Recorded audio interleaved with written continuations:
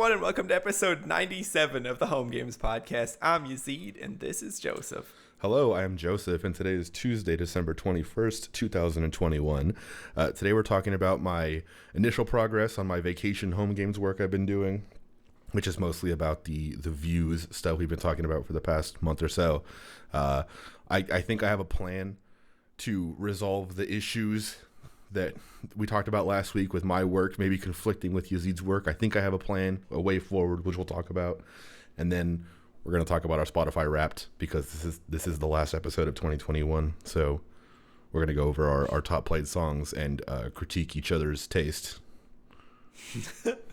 True. I also had some wrap-up questions, like year-end wrap-up stuff that I wanted to ask, too. Oh, yeah, nice. Yeah, so that's the topic list for today. Do you want to start with my view stuff, or do you want to start with your wrap-up questions? Or I guess we could, whatever. What do you think? Let's start with like the work, and then we'll do the wrap-up questions, and we'll do Spotify. Sure. So basically my current update is I'm like day 2 or day 3 into my annual vacation work rush, where I just kind of black out and do nothing but home games work, and then sit down in between home games work sessions and just stare at the computer waiting to do more work. So it's been kind of a weird couple days, but I basically got an initial version of my view stuff working. The thing I've been talking about, where basically you define like a plane of content, and you kind of put things on this board, and you kind of have a view into that board at certain points, like a certain rectangular view into that board. So my kind of proof of concept was big white screen that has a big red square on it, and you can kind of pan the camera down and right and kind of move away from the red square and look at a blue square. And I just said camera, so it's kind of like a camera. It's kind of a 2D camera, but with a fixed depth. There's no kind of zoom. There's no 3D to it at the moment, and I don't think I'm going to add that with this initial version. I'm just going to get fixed height, fixed zoom, kind of views of stuff.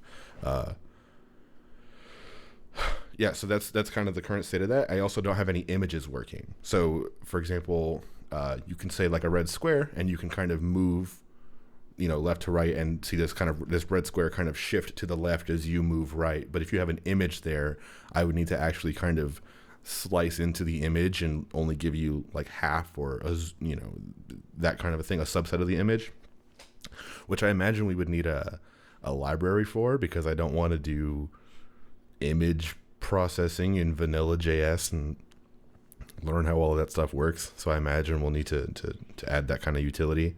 But I haven't looked into that much yet. But anyway, the basics of that stuff is there, and it runs like shit. But again, that'll be a later fix. It works. Oh, sorry. I was going to ask you this question. So when you're saying like as you move, like it looks like the red square is moving to the left as you pan to the right. Mm-hmm. Does that cut into the red square, or is it like red squares on the screen, red squares off the screen? Like basically if you had like a block that was like 5 wide or whatever, and you're panning to the right, would you see like 5, then 4, 3, 2, 1, then none? Like, do you see partial? Do you see pieces of it as you move out, or? Yeah, you do. So the math there is basically, it's basically give me the coordinate kind of shifted. So I don't want to, whatever, the math, like I can't even really describe. It's basically just taking whatever. If I had prepared more to describe the math, I could.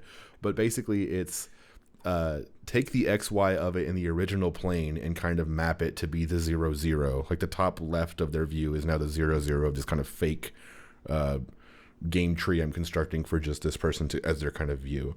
So it's just all shifted XY coordinates. There's no scaling or anything like I mentioned. It's just shifting.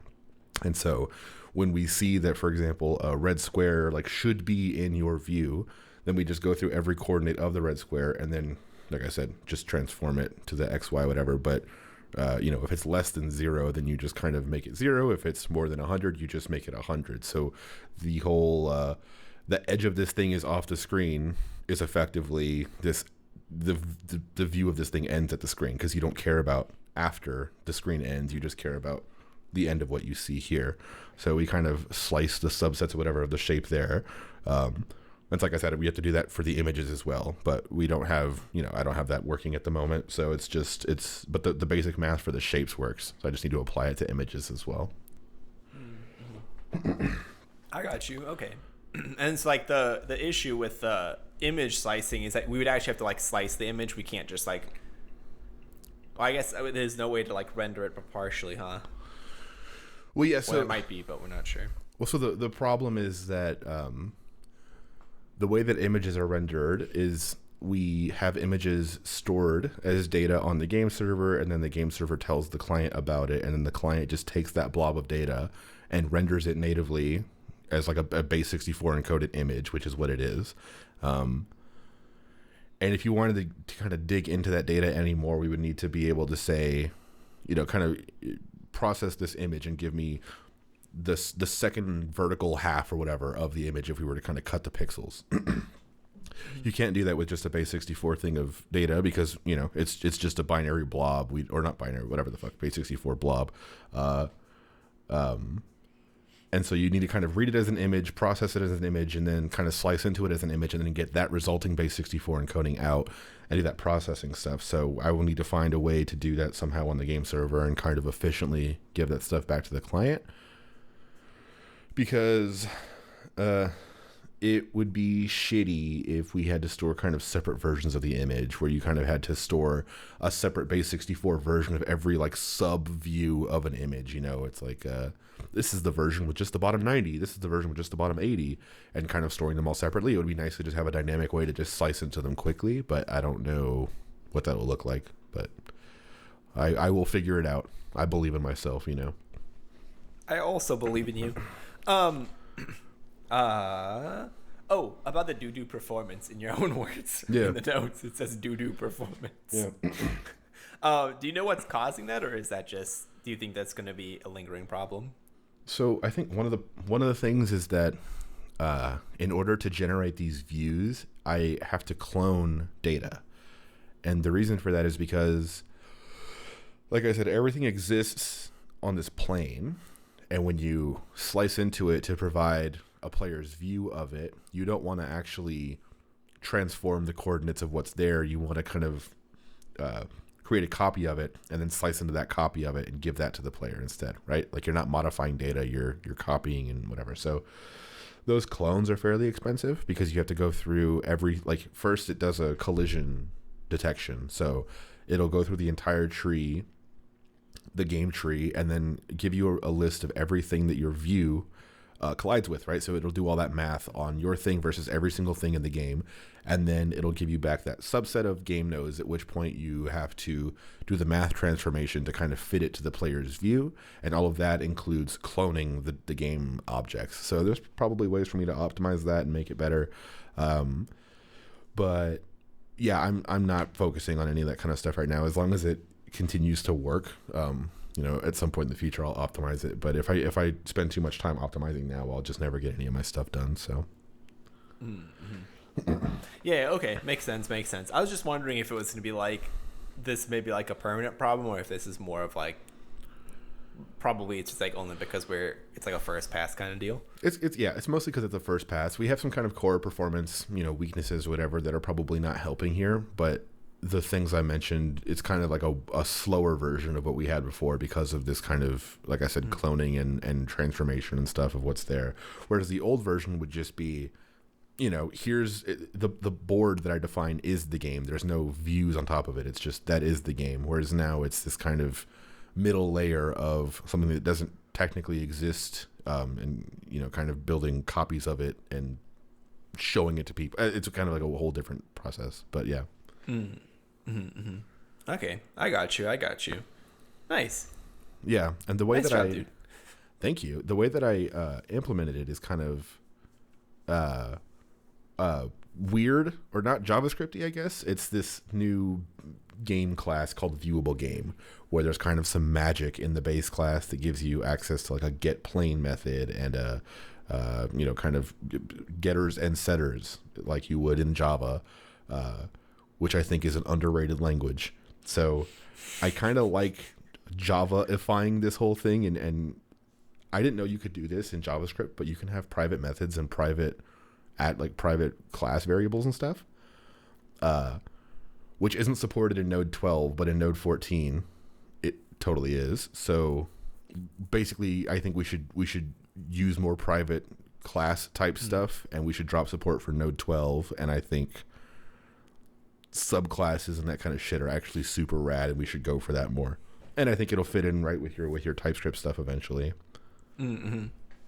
Yeah. It should click together quite nicely, because TypeScript also supports like privatization of class and instance variables and stuff.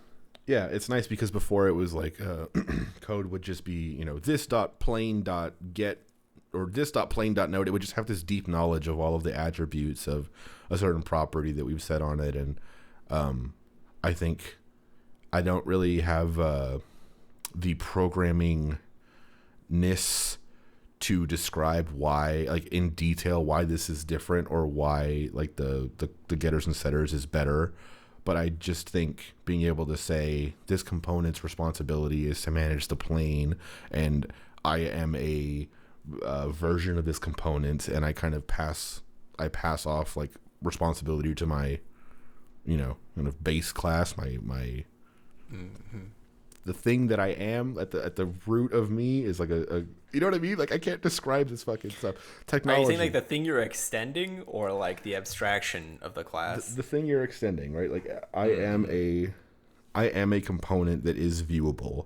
To be viewable is not defined by me. To be viewable is defined by a viewable game, and that stuff exists all there. And anything that is a viewable game does this stuff in this way, and I think that makes a lot of sense. It is an easy way for us to do an interface like this where we have, like I've said, views defined on it, or, versus the other stuff that we originally have, which is just the game class, which is just raw ass coordinates and stuff, raw ass components. And so viewable game extends game, and then, you can kind of build this thing out like this and introduce new interfaces like this, where when someone wants to update, they just change the base class, re-implement their shit, and it's a whole different type of thing now using a different underlying system that we added. It seems like a good way to plug in there, I guess. Yeah, that makes sense. Shoot, I had a question on something you said, and I don't remember what it was. Shoot, it'll probably come back to me. But yeah, I do agree that having getters and setters and stuff is probably going to be quite nice. Oh, I remember what it was. I'm all for adding syntactic sugar to Homegames. Just like wrapping stuff, abstracting stuff a little bit so that people can do what they want to do without having to also know like fundamentally every little thing. They can just be like, I know that this does what I want it to do, so I can just ask it to do it for me. So exactly. And the subclass stuff I think makes it more clear where things are coming from. If I say, this dot get plain, it's clear that get plain is coming from the thing I extend, so that logic exists somewhere else that you can go and see, but you just know here it's just giving you the plain object for you to kind of create views out of or whatever, which I'll make a video or like a more explanatory thing about how the view system works. Like I have a bunch of ideas for what I want to do explaining the new systems and stuff. But yeah, like I said, I'm kind of just knee deep in it, and I'm happy that it works the way it does. I just want to add the image support, and I want to basically all this stuff is the foundation for the new dashboard that I'm making. So the re-implementation, not really like a redesign, just a re-implementation of the game dashboard where you can kind of list, the games and play them and stuff. Where, basically it's like half implemented. I have the squares laid out, and when you click them, it says you want to play this game or whatever, but it doesn't fucking work, and it's all broken. And like I said, images don't work. So that's where everything is right now. Okay, I got you. That's pretty dope though, dude. Nice job. Yeah. it feels like 3D. Having a camera feels like 3D. And like I said earlier, where one day we're going to need to have depth or zoom and kind of this idea of just introducing the Z into this camera system. And so you kind of have like a 3D view of a 2D plane. And that's kind of scary because I can already see the like textbook page in my head of the fucking like triangle, Yeah. Or like the cone of vision. Yeah, it's the cone of vision stuff. So yeah.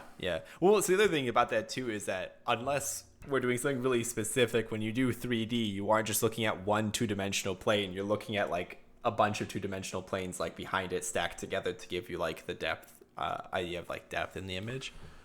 But that's if it's an actually 3D image. It's like constructing a 2D view using 3D. You're using 3D math to construct a 2D view, but you're not doing 3D views. Does that make sense? Oh, we'll say I'm too sober to understand that one because I don't understand if I have a camera and I'm moving straight towards a wall, the image is always 2D. It's not a 3D image of a wall. It's a 2D image, but I'm moving in 3 dimensions. So like all that math is still 3D. You exist in a 3D world, but the view is always 2D. I see. Yes. See, I know. I'm not stupid. I know things. I never said you were stupid. I said I'm too stupid to understand. Well, like if you're looking down a hallway, I see. We would need to figure out how to like arrange it right so that if you're looking down a hallway, even though ultimately like your screen is 2-dimensional, it gives the appearance of being like 3-dimensional with like depth, like things further back. But that's just, if like, you have further away and like. That's if you have like a 3D view, but we don't. Like we don't. We're not changing the way that things look.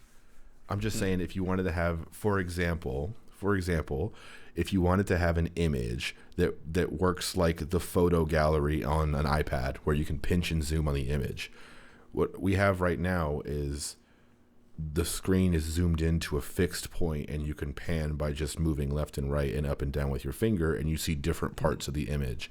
But what I'm talking about is if you take your fingers and you pinch and you do this and you start to go in and out, that image is always 2D. Like the output image is always a 2D thing. But that in and out pinching is doing a bunch of 3D shit to make certain parts of it bigger. And it's kind of zooming in on a certain part and doing math to give you the output pixels, which is essentially what I'm doing here, Yeah. I understand. That's going to be fun. Yeah. It's cool. I don't know. It's cool learning that math actually does totally matter and makes sense. But yeah, I don't know. It's a fun process trying to figure that stuff out. But that was when I realized that I didn't support Zoom, and I was like, okay, well, realistically, how much time should I spend doing this? And I spent like 5 minutes thinking about how much I would need to think about it, and I stopped thinking about it because it was too much to think about. Thinking about it was too much. All right. It's a Herculean task of starting to think about thinking. Yeah. I respect it. That sounds yeah. It was very thoughtful. Earlier when you said we were dropping support for Node 12, are we going to set like minimum Node version then? Yeah, I guess it would just be 14. I mean, we don't really have any releases or whatever that really matter at this point. So we just blow away everything that we have and all the support that we currently have for old versions and stuff. So kind of like the Squish stuff and backwards compatibility, we can just blow it away still because it doesn't really matter yet. So yeah, fuck Node 12, RIP. Pour one out for Node 12, but also fuck Node 12. Hell yeah. All right. Makes sense. I also think Node 14 gives us a little bit more functions as well, or something like that. I don't know if we're ever going to run into it, but there's a possibility of that. The only reason that we're on 14 minimum now instead of 12 is because when I submitted the commit to the pipeline on GitHub, it failed the Node 12 build because it doesn't. I'm guessing, I didn't even read the details, but I'm guessing it's because it doesn't support the private class fields and private class methods and stuff. So instead of adding some sort of polyfill or Babel, whatever the hell thing for it. Just I don't no. Shim or whatever. Yeah. And I agree. That it makes sense. That makes sense. Yeah. Did you have anything before I talk about kind of the plan for or my proposed plan for merging with all of your stuff? Yeah. Okay. So last week we ran into like some real confusion as to like what I was doing. So I figured out why I was doing what I was doing. So when I first started to do this, I was like, I'm going to convert Homegames Web to TypeScript, but Squish wasn't in TypeScript in the node modules folder, so I didn't know what the types were. So I just grabbed like the TypeScript version of Squish, put it in the node modules, and I was like, and now I know what the types are. So that's why I switched to that version, and I was comparing it to that version, because without that, I don't know what any of the typing is for Squish stuff off the top of my head. So I was like, I don't know if what I'm sending to this thing is right or not. Because what I did find throughout Homegames Web was that sometimes we were sending in the wrong arguments or like incorrectly typed stuff or things. We were just like leveraging how JavaScript can be like, I'll take in whatever and it'll work. So yes, that's like why I was doing that. Where I'm at right now is I'm pretty much done taping those two things together. The only thing is that there's a typing error around how we do gamepad, active gamepad stuff and like reading in inputs for it for in Homegames Web. I'm not 100% sure how I'm going to finish typing that because I'm a little bit confused as to what the typing should be. But that's probably because I'd never read the gamepad typing API information. So I'll probably have to read that and understand how that's actually typed properly. And then I can probably finish that piece up. And then that should be done. So that's where I've left off right now as of today. Got it. So you have... Okay, so you are TypeScriptifying Homegames Web, and you have the currently reverted TypeScriptified Squish.js as a reference point to do that, because the interactions that you have with Squish, you require that other stuff to know. So you have that, and then you're going to wait for Squish to be TypeScriptified before you actually submit the pull request for Homegames Web? Yeah. So once hold on. Once Squish becomes TypeScriptified with all of the new stuff put into it, then I can put that into my node modules folder on my local, make sure that my version of Web and the new version of Squish that's TypeScriptified still click together. Any typing mismatches, we can address those. Then I can put out a pull request for it using the newer version of Squish. So Homegames Web will jump up to the newer version of Squish, basically, once that's done. Okay. That makes sense. Okay. I was very confused last time. Why I was like, why am I using that? And then I tried to pull it out, and I was like, oh, that's why, because this is just like it's like, oh, okay, that's why I was doing that. But yeah.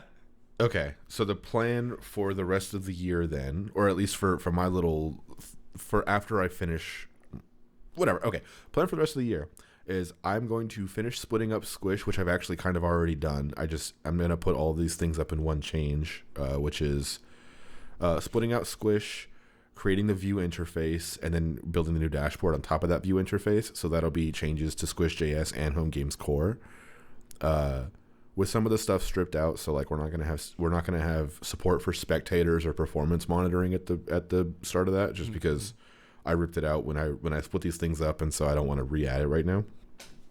And then so when those things get merged, at that point we will TypeScriptify Squish.js, or bring back all the TypeScriptification stuff for Squish.js, then TypeScriptify Homegames core with all these new changes, and the Squisher removed from it, right? Because the big change here is that I'm adding Squisher to Squish, so we're going to have to TypeScriptify those new Squish changes. We're going to have to TypeScriptify the Homegames core stuff with all the Squish removed, which should be easier because there's less code, and then we're going to TypeScriptify Homegames Web, which you're doing, so kind of merging all this shit together, which will be like a relatively busted blob of a functional, like, built Homegames thing, but with some shit missing and some shit broken.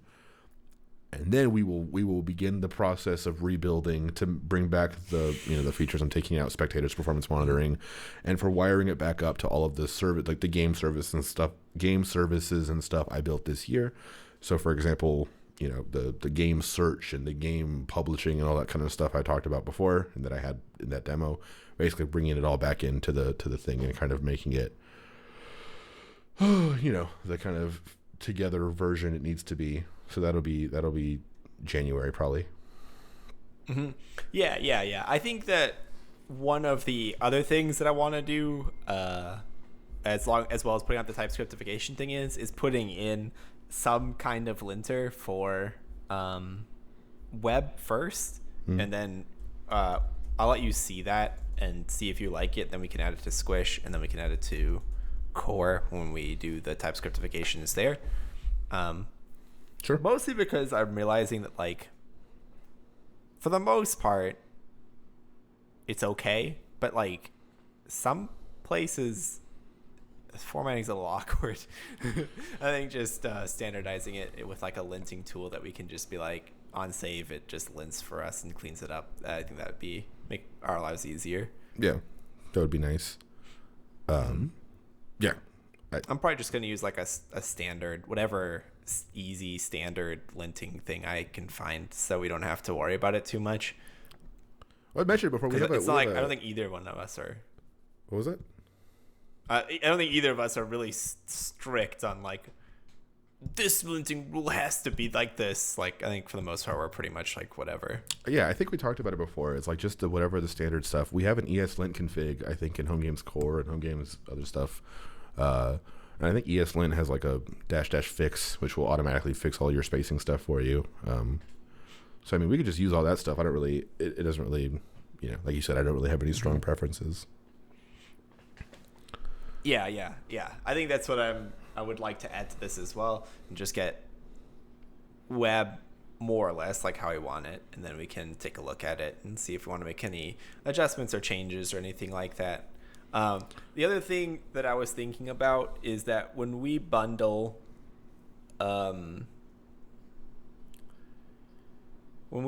Squish, we'll just need to make sure that the generated files give us the .d.js files, like the definition files, in a way that's exposed, so that we can, or that people who are making games can have access to any of the functions they need access to, like any of the utils or anything like that. Why would that be different? I don't think it'll be different. We just need to make sure, basically, like when we how do I explain? It's like basically like when you're making your game, you're using Homegames Squish, right? To get utilities or whatever you're gonna need from it. We'll just need to make sure that it exposes the definition files in case somebody is going to write theirs in JavaScript instead of TypeScript. Oh, so we need to have like a separate... Well, we don't need to have a separate thing. I think part of the bundler can produce the .d.js files, which is just like the definitions files. Yeah, but what is that? Like if Squish is written in a language and then it's transpiled to JavaScript, why do you need a separate JavaScript file? Mostly for if somebody is going to use it for typing, they can. I don't remember the exact reason, but I know that the .d.js files are used for whatever reason. I don't remember if it's for if somebody's writing it in JavaScript or if it's just for like the benefit of like text editors or not. But I know like at work we have the .d.js files available so that people can see them and work with them. Okay. Yeah, I don't really know how that plugs in or why we need them, but again, like once we have TypeScript stuff, I just want to make sure it all fucking just goes, because I don't know anything about it. So I just want it to just hopefully easily integrate with all of our stuff. And I think the stuff that we have that builds everything into a binary, the stuff, that takes your Squish and Homegames Core and Homegames Web and all of your servers and build it into a binary for you to just double click. That stuff is probably going to be broken by this new thing or these new changes I'm adding. Like, for example, how we broke Node 12. We'll probably have more changes like that. to update our config for the binary build stuff. So I imagine we'll need to make some more changes when we introduce whatever TypeScript stuff, because we'll only want to include whatever the output of all of the transpile stuff is, not the actual like .ts, whatever the hell files.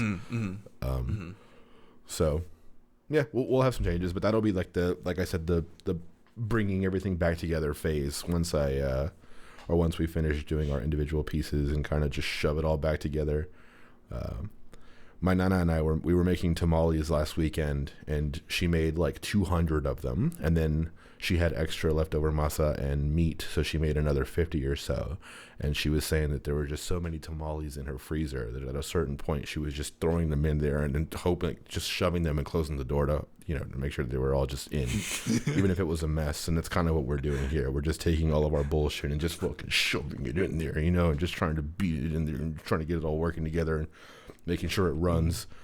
I just want it to not exit with a with an error, like once I hit npm run start. That's all my goal is. So yeah, the equivalent of getting the freezer to do like the little closing sound, so you're safe. That was at least on my end, that was like very much how my freezer sounds when it closes. It was like perfect. I was really wondering where your story was going also, but it makes sense. I agree. Blowing it all up, putting it all back together, making sure it all works and clicks nicely. That's nice. We've been watching the Harry Potter movies from the beginning, Synovia and I, and we just watched the one where the dude has the phoenix and the phoenix all burns up and shit, and then it comes back.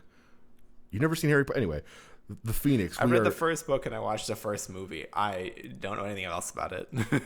My point is, the code base is kind of in shambles. We need to burn this shit down, and from the ashes we will arise stronger, and with some TypeScript eventually. Also, to do these things, like I have my little list over here on the whiteboard of things I'm doing during my vacation sprint or whatever. But I have been using a app called Linear, or a website called Linear, to track my project stuff. Just a very simple task board, like I've mentioned before, where I wanted just very simple to do, in progress, done. So I've enjoyed that. If we kind of have more project management type stuff in the future, I think it'd be nice to use this for the two of us, because it's also free. I don't know how they make money or when they're going to start asking me for money, but for my use, it's been free.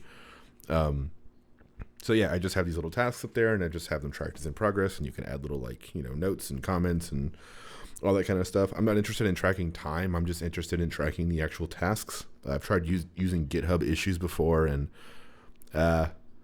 GitHub issues feels like it's just out of the way enough to feel like they don't want you to use it. So I don't really use it.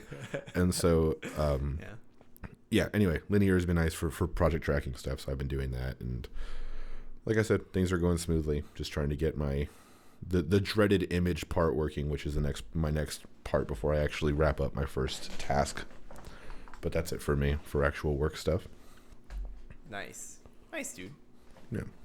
That's dope. Very dope. It's very dope, very cool. It's the dopest code I've ever written.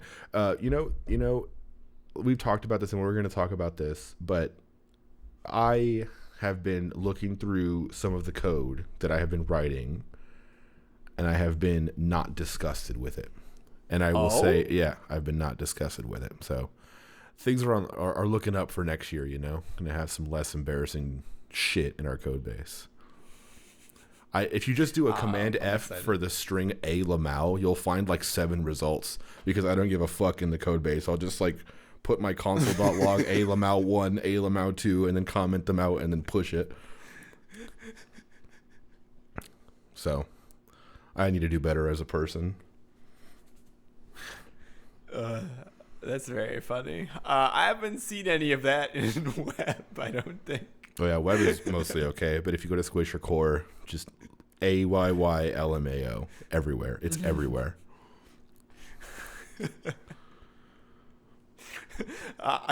You definitely do have a way of variable names, I will say sometimes. My go-to is ting, like thing without an H. Yeah, And my process before I do code reviews is I'll Command F, fuck, ass, and ting. Those are like my 3. When I'm really frustrated, I'll use what the fuck, ass. Sometimes, it just pops up. And then ting is like my go-to. So I got to remove all that before any other human reads my code. I respect it. I learned my lesson in college about using variable names that don't mean anything. So it's an important lesson. Because I've definitely submitted code with variable names that make no sense. And the person who was tasked with reviewing that code was like, what is this? Yeah, it's one of those things you learn early on that any code that's going to be viewed by anyone, including yourself, at a future date needs to be not dog shit. So I'm still learning that lesson.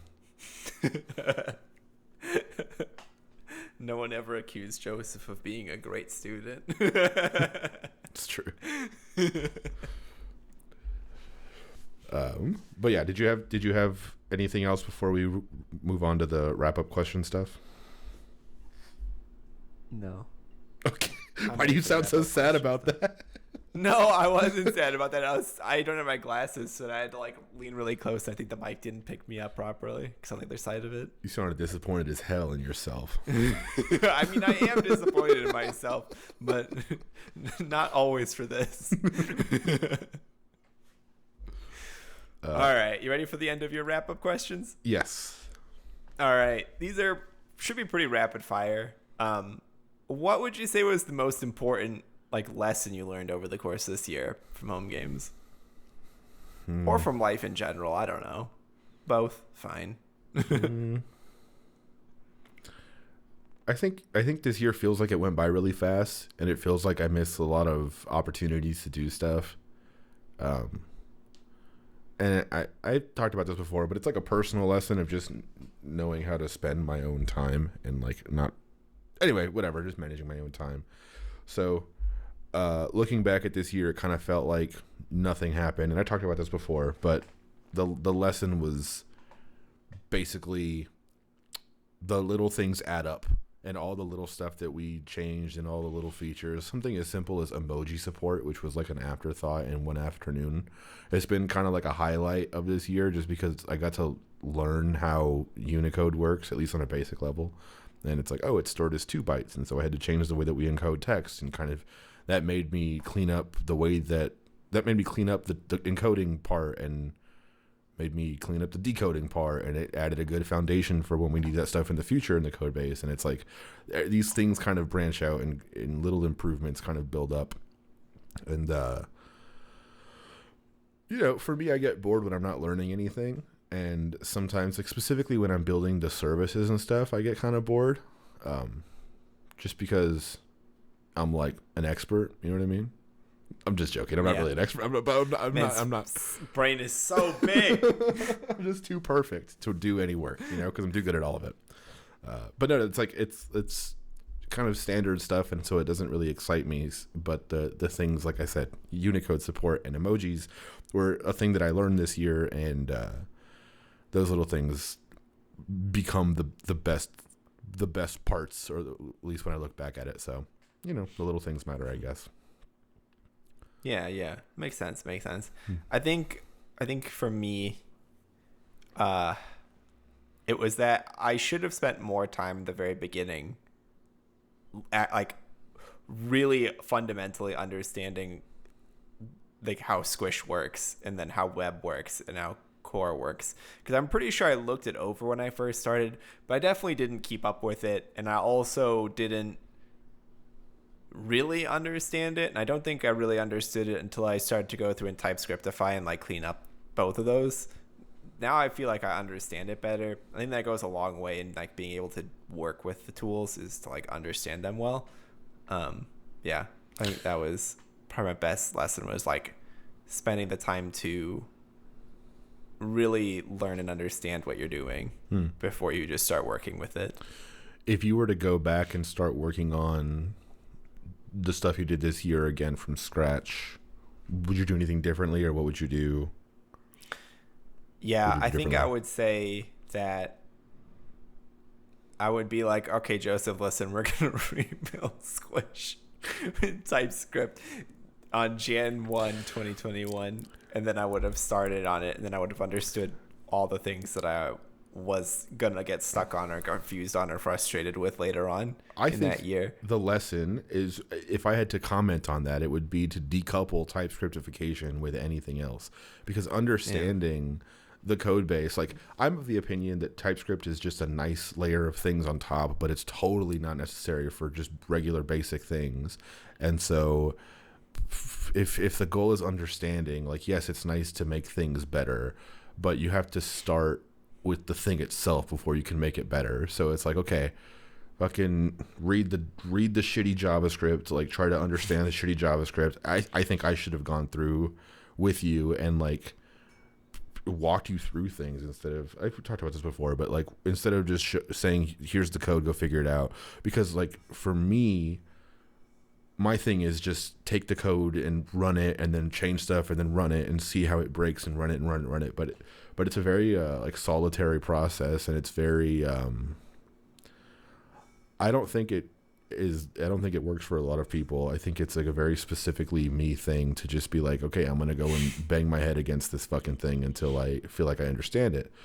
So I should have helped you with that stuff more. I think I should have been firmer. Like, I should have been more clear on my intentions of what I wanted to do with Squish and where I think TypeScript plays a role in that kind of stuff. So those are lessons as well. I think I need to remember that not everybody is me, and I can't just, like, expect people to know what I mean when I say dumb shit, or, like, when I hint towards something that I actually think is more than a hint. It's like I'm fucking bad at talking, you know. So these things I need to fix as well. But I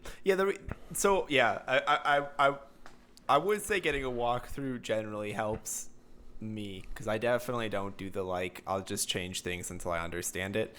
The reason I said that, like, doing the TypeScript thing, I think that TypeScriptifying a project, because you have to know what types come into each function and what that function does and then what it outputs, it really forces you to learn, like, all of the functions, because you have to touch all of the functions in order to type them.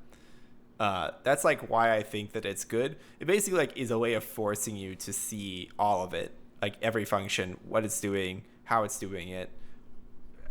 Like, and I think for me, that's, like, one of the ways that I learn is I like to, like, read the code, read documentation, and TypeScript is, like, a way of documenting stuff, because as you do, like, doing it, but also just having it TypeScripted, you can see, like, what it takes in, what it's going to output, and that kind of stuff helps me. So that's why I would have said in the very beginning, we should probably TypeScriptify stuff then, even if we weren't going to do cleanup, just to, like, have it all in TypeScript would have helped me. But I think I didn't know that until, like, not at the start of 2021, I don't think. Because I think at the start of 2021, I was just learning TypeScript at work still. So I think that makes sense. Like, that stuff totally makes sense and is probably correct in the case where the JavaScript is already correct, where my function that's called doThing that takes X and Y actually does thing with X and Y. And if you read the Java, like, if you read the code, and this is the thing that you pointed out to me, which is helpful, which is that I tend to do that and then add side effects. And so doThing actually does other thing as well. And so if you go in with the knowledge that, okay, well, this is called doThing, it takes X and Y, and I see it returns a thing, right, in most cases, then I can document it and I build an understanding that this does thing, but actually this does other thing. But without going through and, like, what's the word, grokking the actual existing JavaScript, like, fully fucking getting it. Only then can you do the next step, which is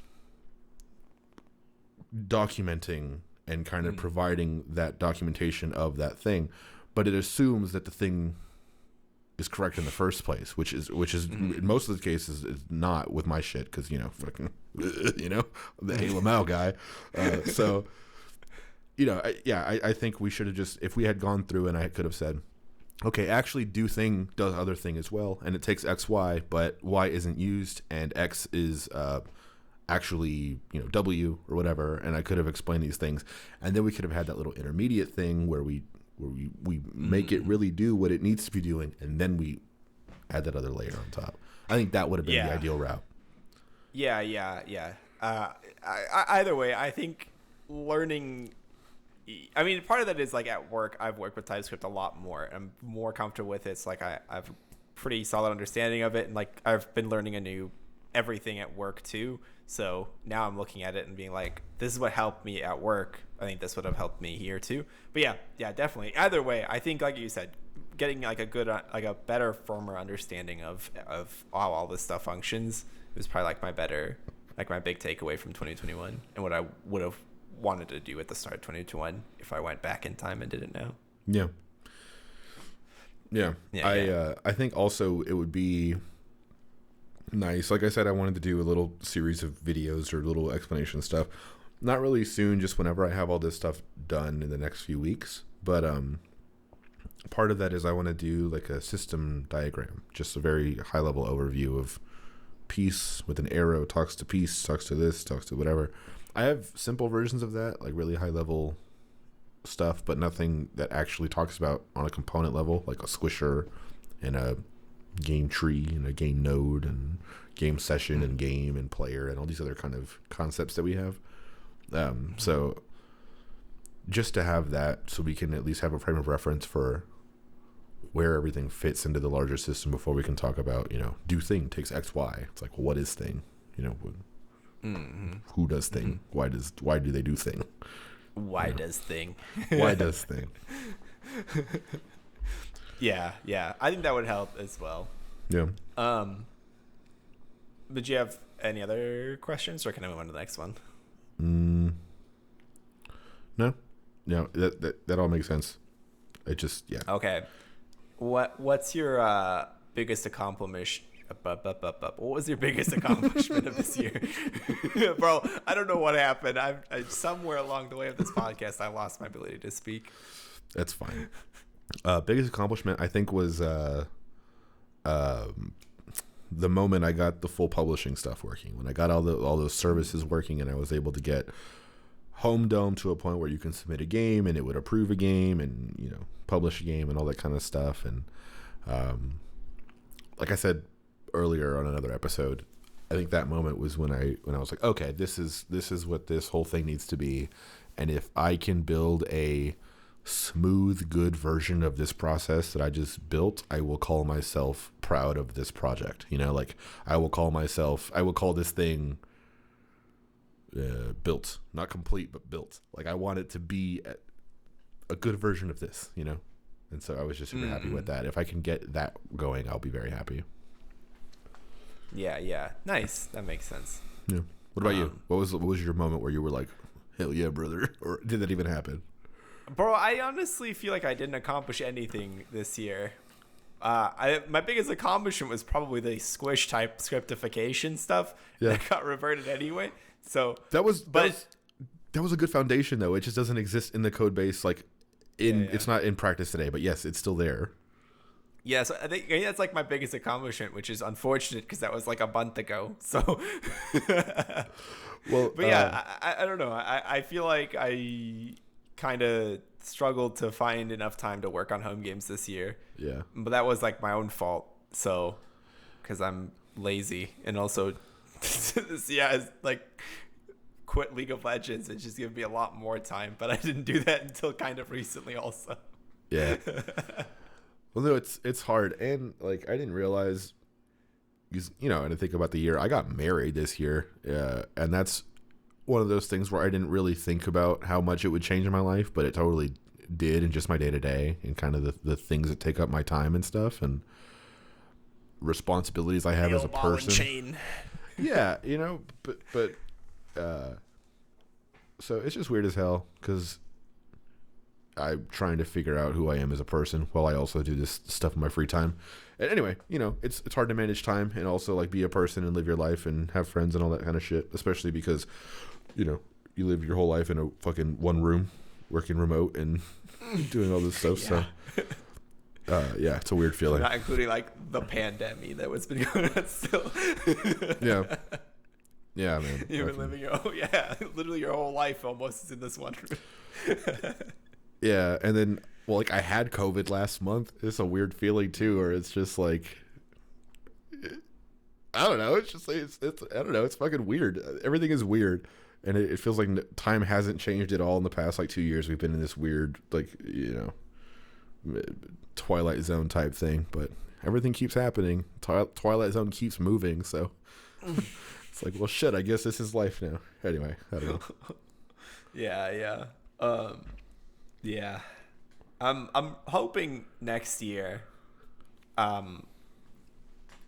Since I think I've kind of figured out where my free time was going finally, I can spend more time on home games, because I do like working on home games. So I want to put the time that I think that home games deserves into home games, but I haven't been able to do that consistently over the course of the year. So, well, here's my thinking. Here's my thinking. My thinking is that in the next year, because right now this is, I think, the most difficult point of this whole project's history, at least in my head, because everything is the most shambolic it's ever been. We have more branches of code and things to merge and manage, and everything is segmented into different pieces, and I have all these different things I want to juggle and all this other shit that's now old and broken, and it's the worst it's ever been. It's the worst. And nothing works, and like if you go to the it sucks.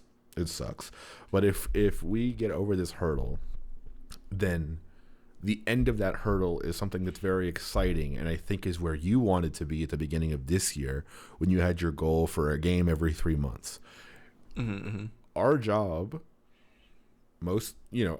is pretty much to get the system in a way where you can make 3 games or 4 games in a year, and you have the ability to have an easy, relatively simple development process, or all the difficulty comes from you, not us, or the system or whatever. It's just your ideas, and reducing the barrier for you to implement that stuff and get it published and accessible and playable. And we need the fucking system there. It's easy to get lost in all the other shit. But once we get over this very difficult little thing, we'll either be very excited and kind of be on an upswing, or everything will get worse and we'll peter out and give up. Those are the 2 realistic options within the next year. I don't think it'll take longer than a year. I don't think we have the mental fortitude to go through another year of like being down on shit. And I don't think it'll take more than a year to get over the little difficult hurdle and stuff. You know what I mean? It'll either get way better or way worse. Yeah. I do get what you mean. I think what I want to do, this is, I guess, into the next year, the goals for next year, which is my last question, your number one goal for next year. My number one goal for next year, I think, is just setting aside like 5 hours a week to work on home games. It's not a lot, but it's 10 hours per podcast. You can get a lot done in 10 hours. So yeah. I think that seemed like my goal for my number one goal for next year for home games, is to just set aside and like make sure I set aside time for it. Yeah, I think in addition to that, for me, I also want to spend my time better.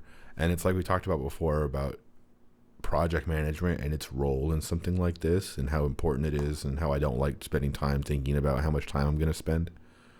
But yeah, as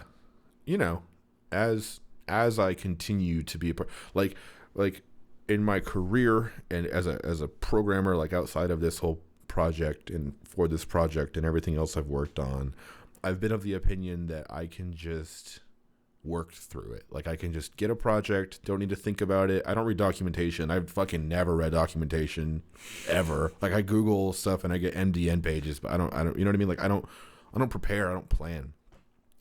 And so that has led to me doing too much or doing more work than is necessary to accomplish things most of the time, because I make things harder for myself by not planning.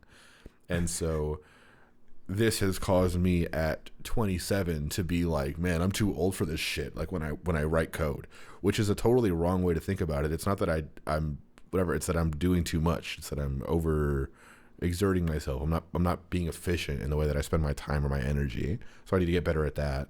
Just as a person outside of all this, which, you know, will affect this as well. But that will hopefully lead to a better managed, smoother running project. And, you know, I want to get it all, like I said, I want to get it all working and smooth and good and impressive. Mm-hmm. Yeah, that makes sense. Yeah. I am hopeful. Hopefully it'll be not a terribly hard transition either. When I got the math working on the pan on the like move a view thing, I was so pumped because I recently got this book. It's called the Object Compendium, with just kind of a lot of images of just like shapes and things and people. It's, you know, some of it's kind of abstract, but a lot of it's just kind of paintings and shit, people and shit, whatever. But I was thinking, wouldn't it be cool if you just made like a random shape generator and then just made a plane and then put all these random shapes in it, and you could just kind of like move through it and look at this randomly generated computer art. It's like, oh, you could do that pretty easily with just a couple hours and whatever. And it's like along the way, I keep getting these little things of just like, man, you could do that. That'd be cool. You could do that. That'd be cool. And like I said, after this hurdle of shit, all those little cool ideas will hopefully just be something that you can build quickly and implement, and it'll be exciting and kind of create this cycle of exciting thing leads to output, leads to a new idea, leads to a new thing, leads to, you know, like instead of just being stuck on one thing and turning our wheels on it. Yeah, for sure. Yeah. Also, that's cool.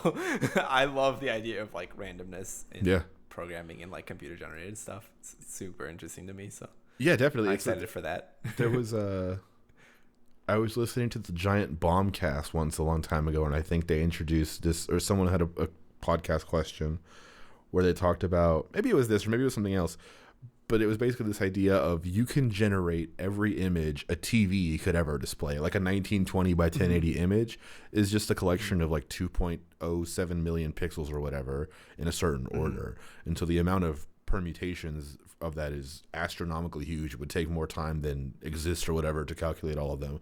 But the idea that a computer could generate like, you know, fucking any image that could possibly exist, like you could generate an image of Yazeed like sitting on the sun drinking coffee. It's like it never happened before, but you can get an actual good image of it from a it's like that whole thing is fucking cool. we talk about that in college too, about this idea of like there's actually a finite number of images that a computer can display. It's huge, but it's finite. So like given enough time and enough generations, eventually your computer will generate every image. Yeah. I tried writing that after we had that conversation in school. I tried writing that. It's just like one loop in Java. It's like a main method with a loop, and it was just put out this image, and it just looked like static, right? Because it's 2.07 million pixels that are totally random. But if you just let that run and then somehow hashed it so you didn't generate unique, or you didn't generate the same one over and over again, like you kept generating unique ones, I don't know. You could do it. You could get every image. I think probabilistically, you're probably unlikely to hit a duplicate exactly. It'd probably be very similar. Honestly, because I did the same thing that you did in college, was I wrote thing that generated, but I shrunk the way I did it was I shrunk the size from like 1920 by 1080, so it was like 600 by 600 or something like that. Yeah. And I just did a bunch of them at once. So just be like, paint all of them, paint all of them, paint all of them. It was always static, but like, I think the way to do it is you have a machine learning algorithm that just looks at a bunch of actual images and it's like, this is what they look like. And then it looks at the static and it's just like static, static, static. And every time it sees static starting to be produced, it's just like throw away, throw away, throw away. Yeah. Until it gets to like good ones. Or you just do it in black and white, which also cuts the number of options down by like a lot.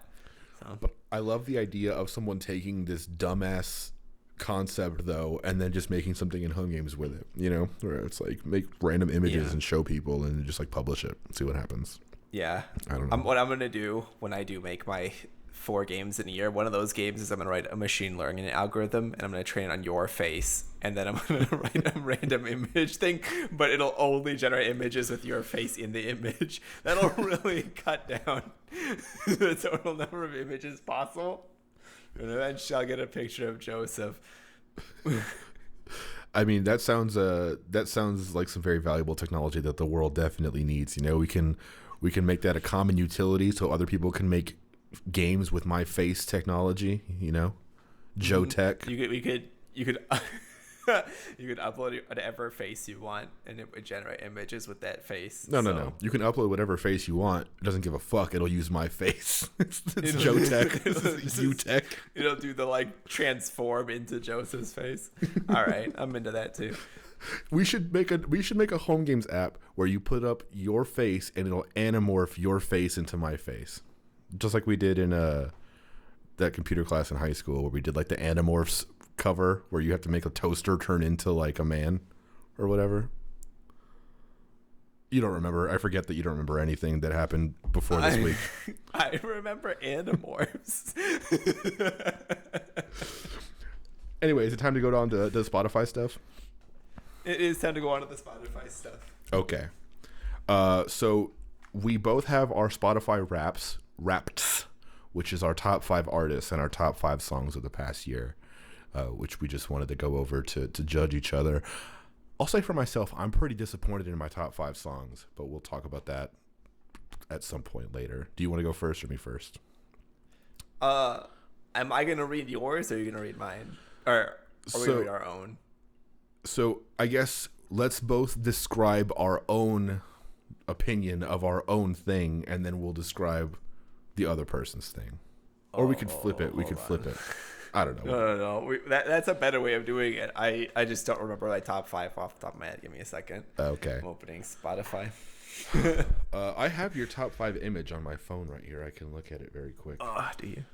Oh, no, that's okay. I got it open. Okay, so this is... I'll mention this now, but it won't make sense until you talk about yours, too. I think it's really interesting that our top song on each of them are driving songs.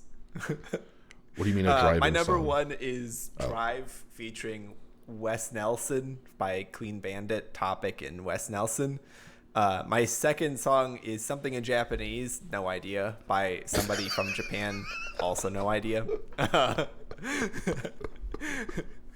number 3 song is Space Ghost Coast to Coast by Glass Animals featuring Bree Runaway. Number 4 song is The Wolf by Phil Dell. And number 5 is A Little Deeper by Creature and the Human Experience.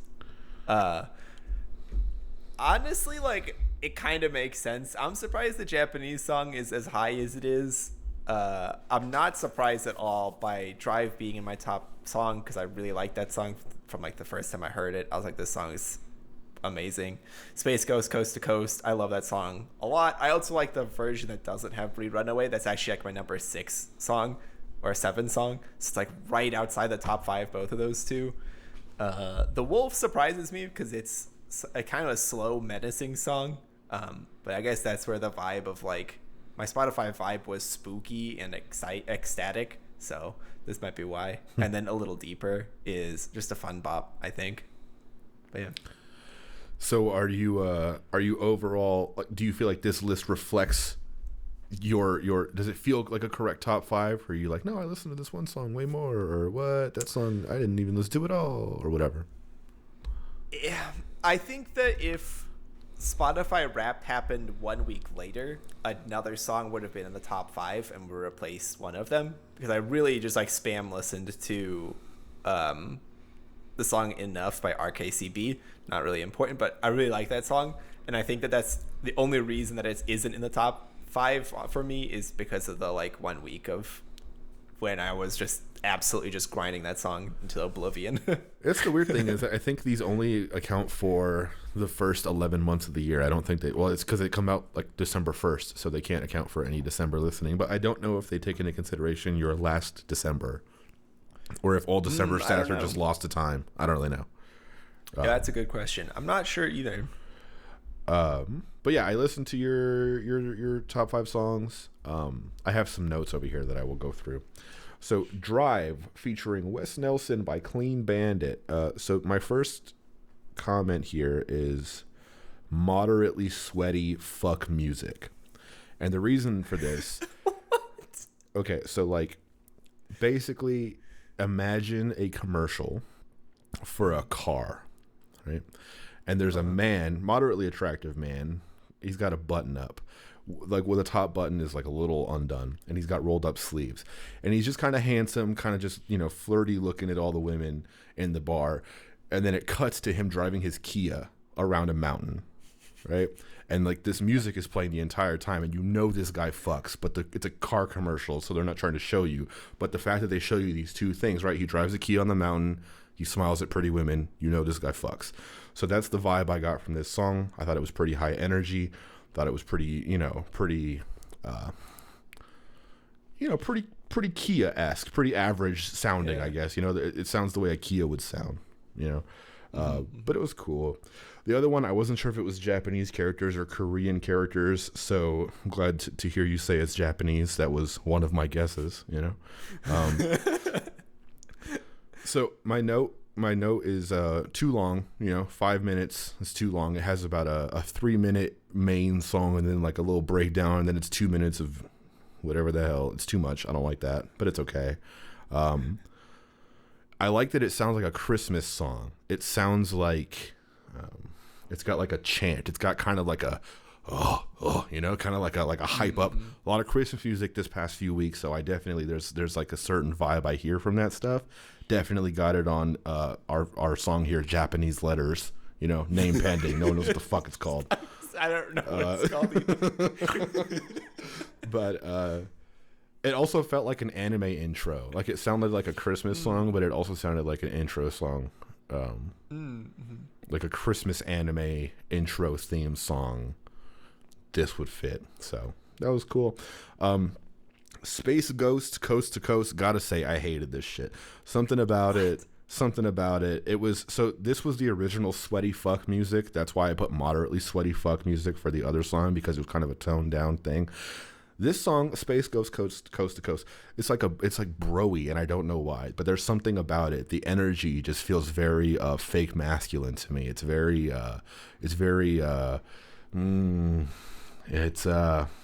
shitty. I hated it. I hated the way it felt.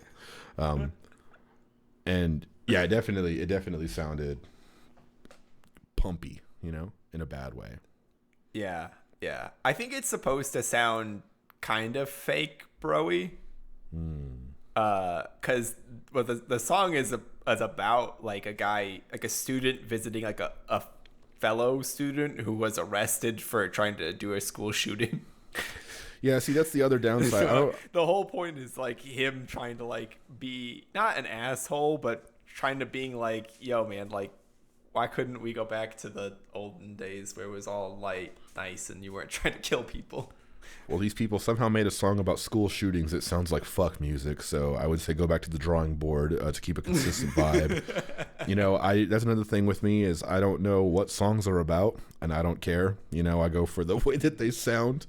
So I didn't even know that was about anything. I just heard the music and I was upset about it. So that's my review on that. I don't like Glass Animals so far. I think that's true. Yeah, I don't think you've liked any of the Glass Animals song. Next song was "The Wolf" by Phil Dell. Have you played this? Have you heard this before? You didn't like your song of the week before? I thought I had heard this. When I first had it.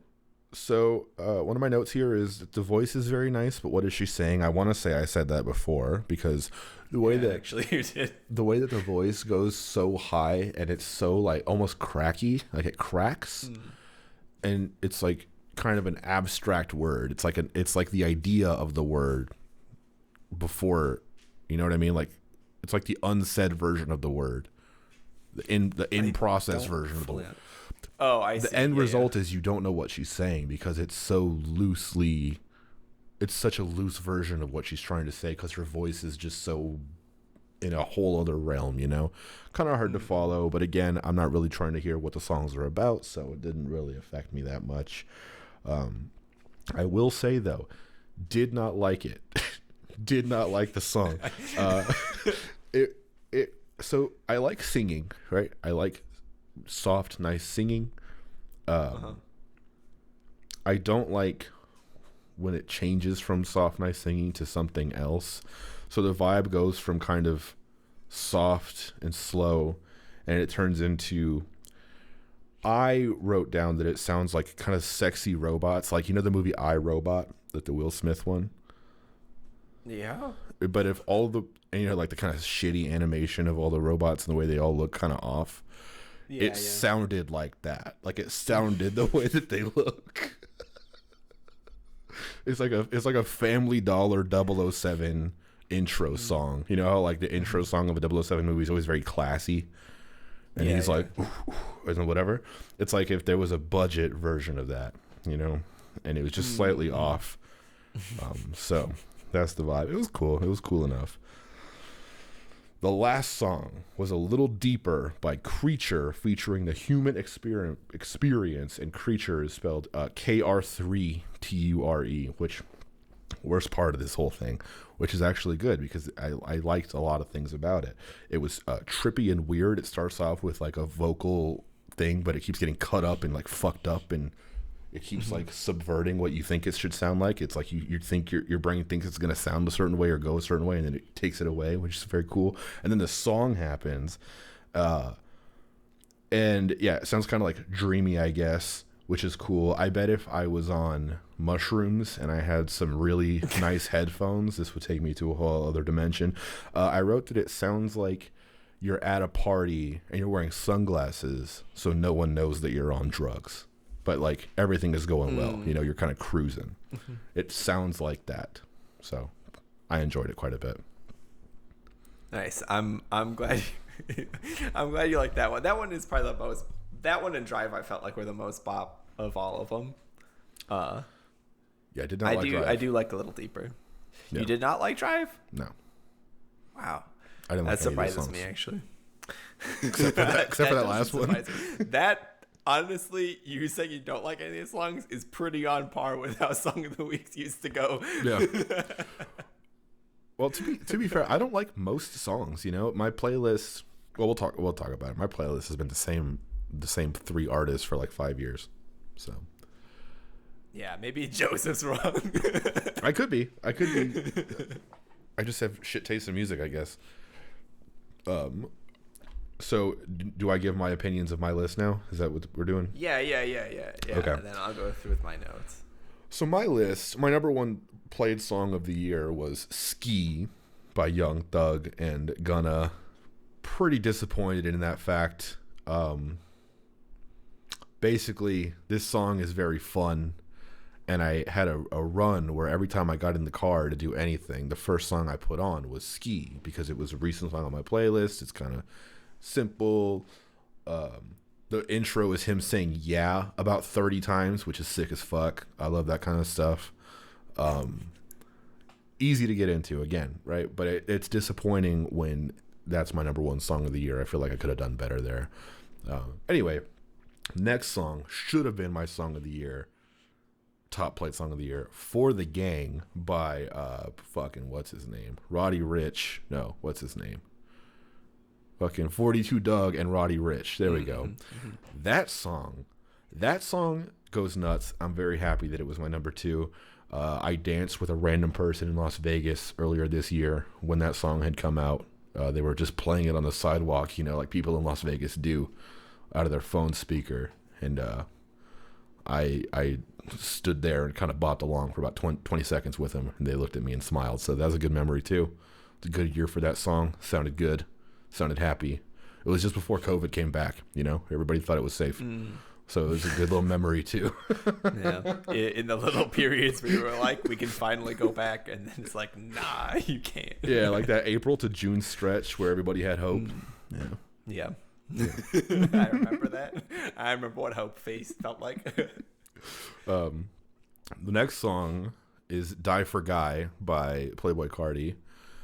This was a real grower, not a shower at all for me. Playboi Carti, Whole Lotta Red, came out Christmas last year. I'll stand by it. I'll fight anybody about it. That's the best album to come out last year. That's the best album still this year. Fucking Whole Lotta Red. fantastic album. When I first heard Die for Guy, hated it. Hated the song, thought it was terrible. Listened to it about 20 times, realized it was a actual masterpiece. Your comment here says it was okay, so I'll fight you about that. My next song was Maybach by 42 Doug and Future. That song sounds old in a good way. Sounds like 2004, 2005, maybe like UGK type, something like that. I don't know, but it sounds fucking droopy, like drippy, like nice as shit. It just has a good like kind of old sound to it. I can't really just like describe it. It's just good as hell. Future's verse on that song sucks ass. Totally kills the energy of the entire song. Next one and final one is Diamonds Dancing by Young Thug and Travis Scott. Same kind of thing, you know, disappointed. Anything from this album that was on my top list, disappointed, just because, you know, it's like if your top meal of the year was McDonald's, you're just looking in the mirror of what a piece of shit you are, you know? So, what'd you think of my list, Yazeed? So there were two versions of Diamonds Dancing, or two different Diamonds Dancing or something similar enough that Spotify gave it to me. One was with Drake and the other one was with Young Thug, and I was like, the one with Young Thug has to be it, I think. Oh yeah, that was it. Diamonds Dancing is a yeah, different song. Yeah, I just wanted to point that out. Coming at the top, Ski has a lot of the same energy that I got out of Drive, where it definitely reminds me of a driving song. So I'm not surprised that you drove everywhere with it. I wrote down 2 lines from it that I thought were funny. I got baguettes on the back of my rings, which I don't want to know what that means. I just think that like the huge loaf of French bread on the back of his ring.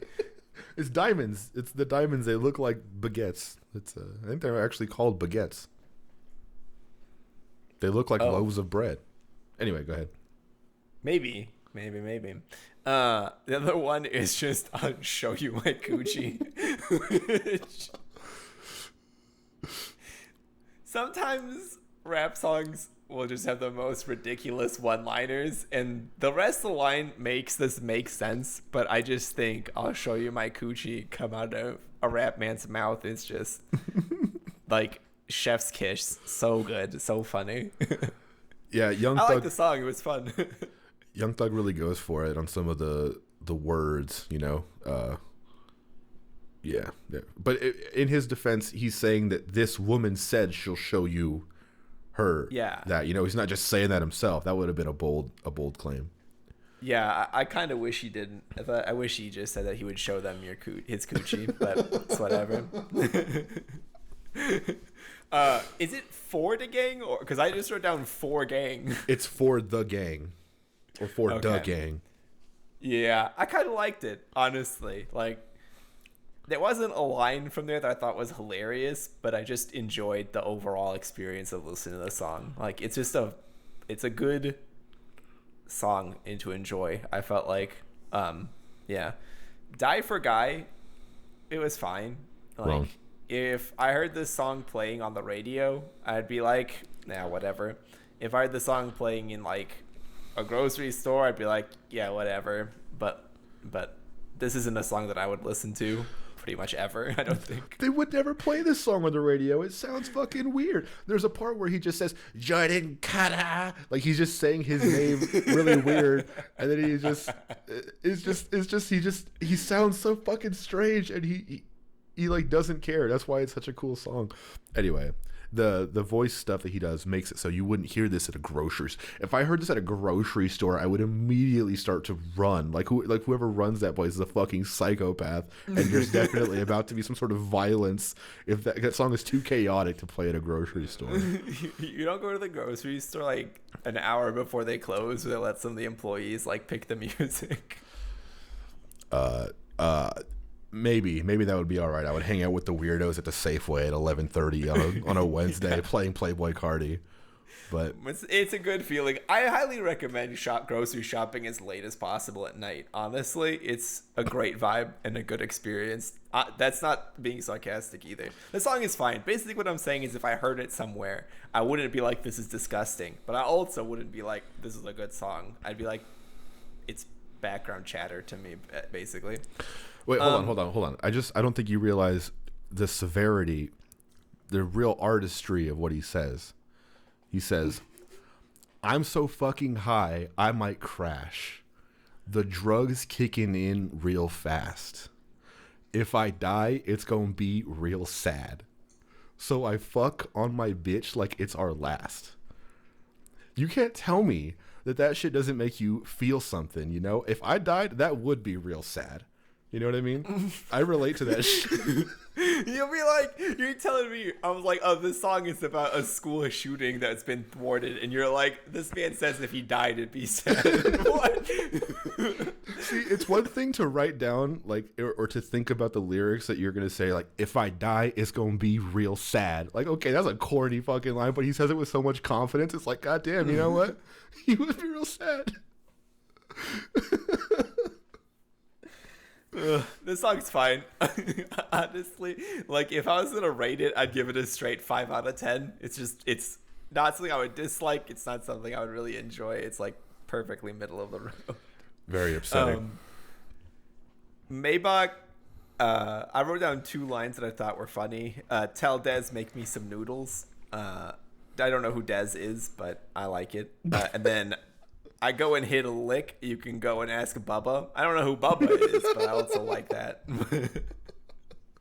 Okay, yeah. You're a future fan, just referencing random names and some shit he's alluding to. Okay. You don't even know what that means. I mean, it was okay. This is another song where it was like, I'd put this at like ski, maybe, where it's like a fun thing to listen to sometimes. Like you're talking about Maybach? Yeah, it's like okay. It's like fun to listen to. It's like different to most things that I listen to. Not as like most things I've ever heard. I feel like that I remember hearing anyway. It just is kind of different. Diamond's Dancing. I wrote down 2 lines that I thought really are good. Cut his tonsils out. I said it hurt. She wanna suck this pickle. And those aren't right next to each other, but those are 2 lines. Yeah. When the way he says she wanna suck this pickle is just so out of nowhere for me, for where the song I thought was going, that it really cracked. I literally laughed when he said it. So. Yeah. It's like he runs out of breath in the middle of the word pickle too. She wanna suck this pickle. Yeah. He really emphasizes pickle in a way that I didn't expect to hear in this life or the next.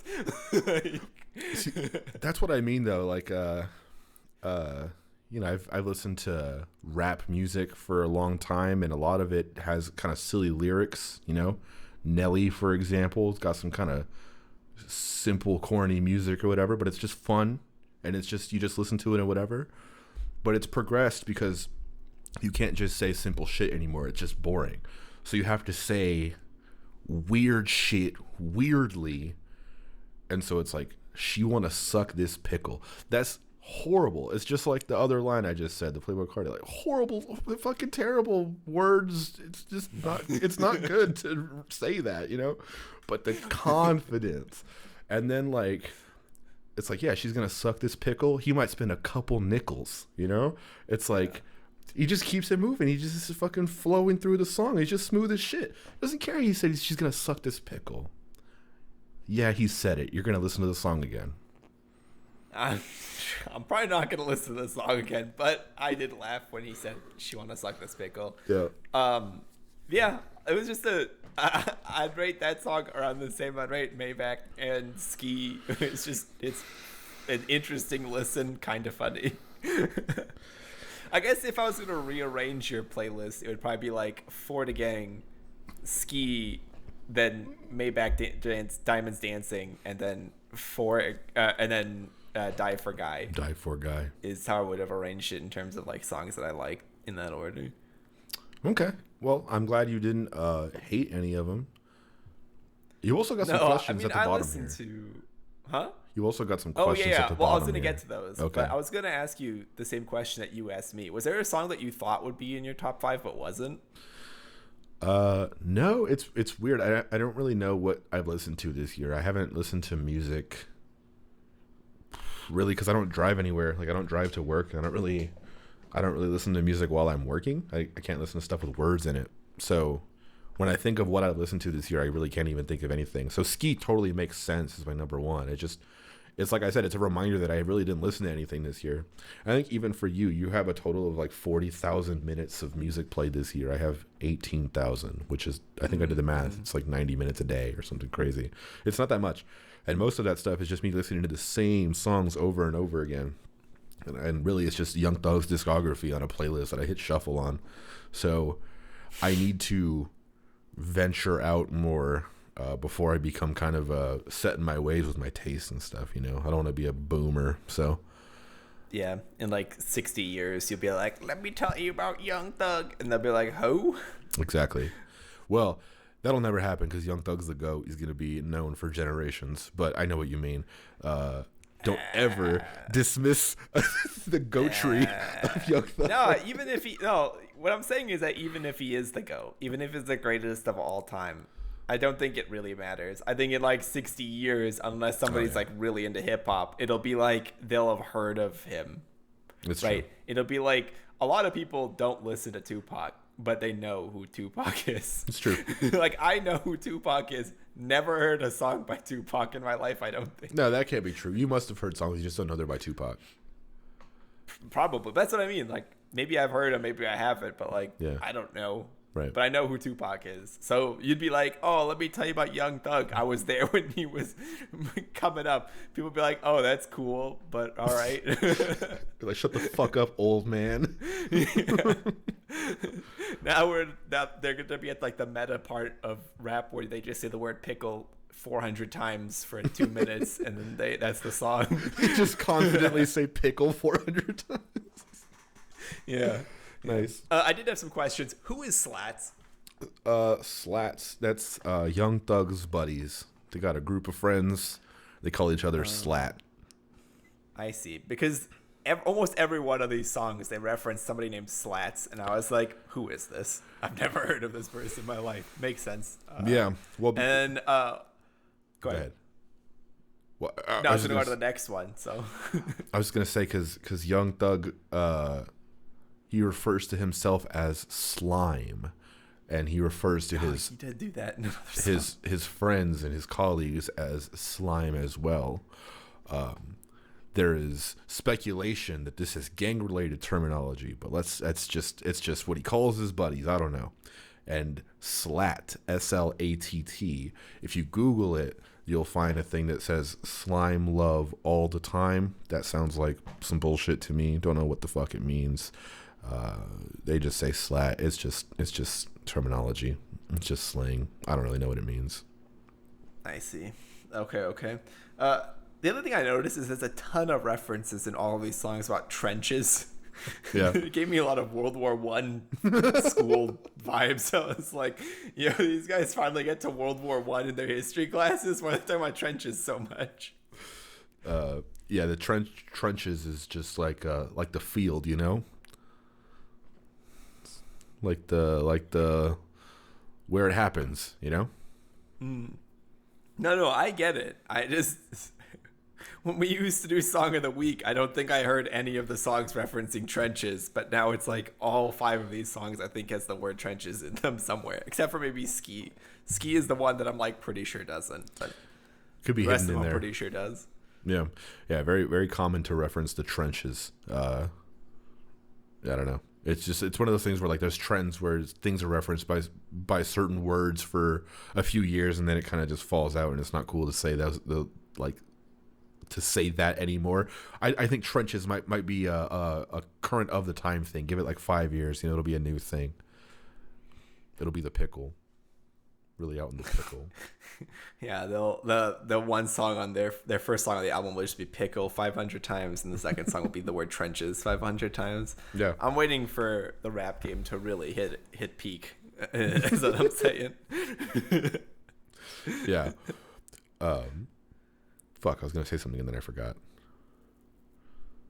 I don't know. I guess I appreciate your notes. Seeing this very just typed out questions. Who is Slats?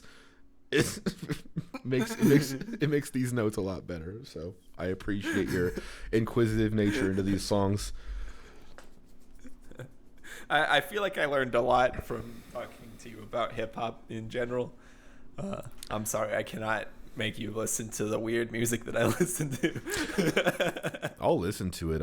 I don't have the I'm not cultured enough to appreciate it, you know? I think your brain isn't smooth enough. I told somebody earlier my brain is like a ice rink that recently got zamboned. You know what I'm saying? Zamboned? You mean Zamboni? Yeah. I don't think that's right. I think it's zamboned. Is Zamboned the term? I think so. I think you zambone something, and the zamboni is what does the zamboning. You know what I'm saying?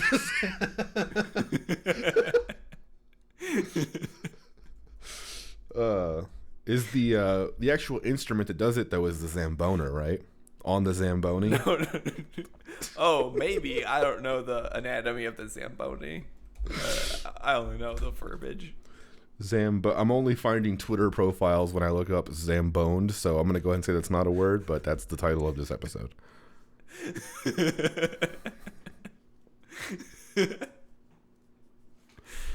Thank you. Did you have anything else before we wrap up this episode and this year of home games? No, I mean, I'm excited for next year. Thank you for inviting me to work on home games all that time ago. I really enjoyed it. I like working with you, and this is a lot of fun.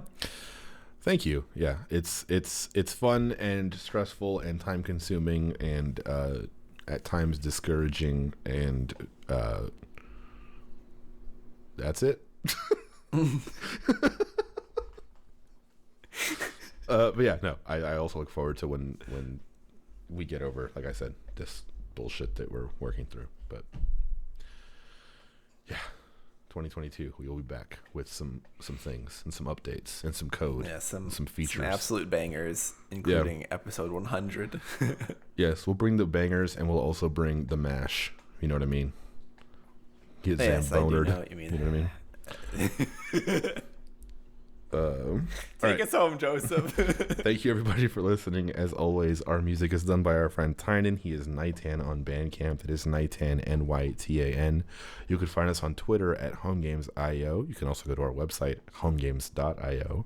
You can send us a message using the contact form at the bottom of our website. You can also tweet at us or whatever. Thanks for listening. We'll see you in 2 weeks. Happy New Year. Merry Christmas. Bye-bye. Yazeed says, fuck your New Year and your Christmas. We'll see you next year. I like New Year's, but I don't celebrate Christmas, so. Bye.